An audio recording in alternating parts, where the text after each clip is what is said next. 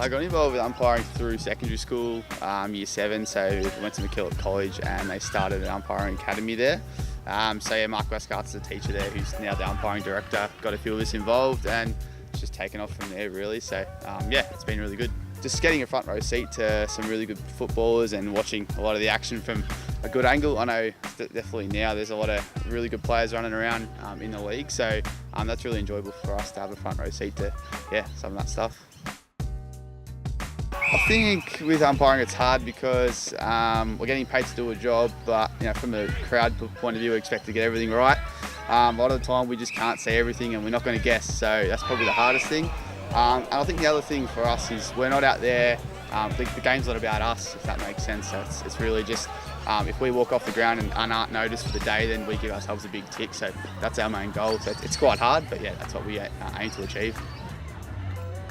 Like the footy players, there's a pre-season. Can you tell us about what's involved with your pre-season? Yep, running. Yeah, a lot of running, and the game's getting quicker, so we've got to be fitter. And that's a big part of it as well as our decision making. So we watch a lot of film, sort of getting closer to the season, and any rule changes is a big thing as well. But yeah, predominantly running and long distance work early and then speed work getting into the season. Yeah. So how many days a week would you train? It's usually 2 set, and then definitely 1 to 2 on your own if you're wanting to progress really well. Always sort of 2 formal. Yeah. Training twice. It'll be Tuesday usually for most of us. In WRFL we train, and that's a complete just running session.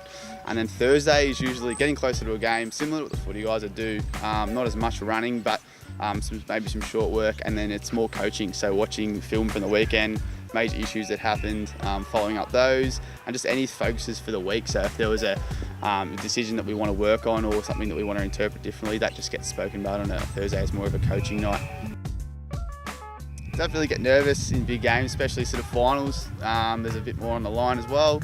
I think crowd, but I think once it's the same as probably playing. Once you get into it, you get in the zone a bit, and you're just concentrating on what's going on, and you sort of put those aside. But I think it's good to be a little bit nervous sometimes to keep on your game.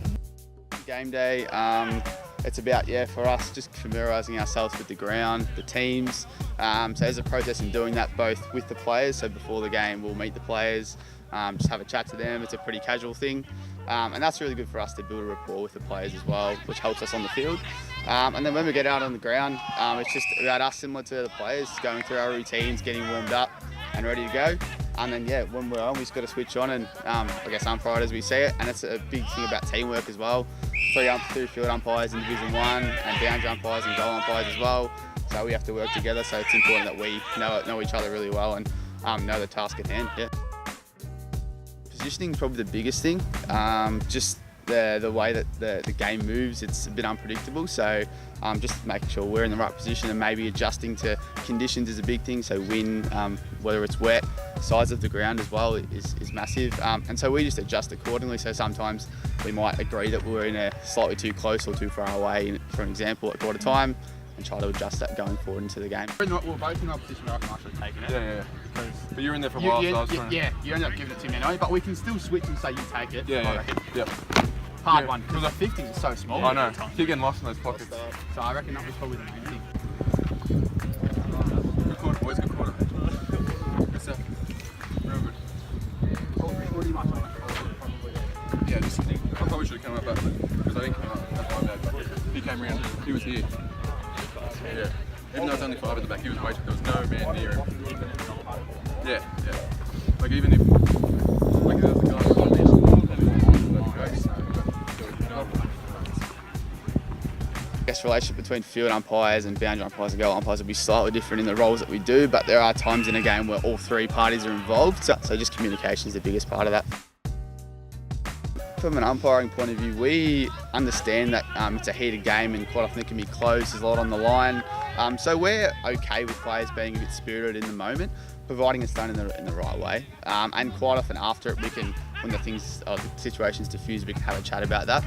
So for the most part, as long as it's done in the right way, we understand that it's an emotional game and sometimes they're going to get let out. I think people appreciate that it's not an easy task. I think, yeah, for us wanting to get better, we need to put the work in, both at training, but both behind closed doors as well, and to progress ourselves. And everyone's on a different sort of journey with that. Yeah, I'm at uni doing civil engineering at the moment, and so yeah, I'm in my 4th year with 1 year to go. So that takes up a lot of my time as well as umpiring. I hope to be able to continue to umpire when I find work as well. Yeah, umpiring in the local league here in Division 1's, it's a great spectacle for us anyway. But definitely the pathway moves through VFL footy, which is TAC Cup and VFL Seniors. So for us, there's a set pathway which, yeah, it's pretty hard to get into. A lot of hard work involved, especially fitness-wise.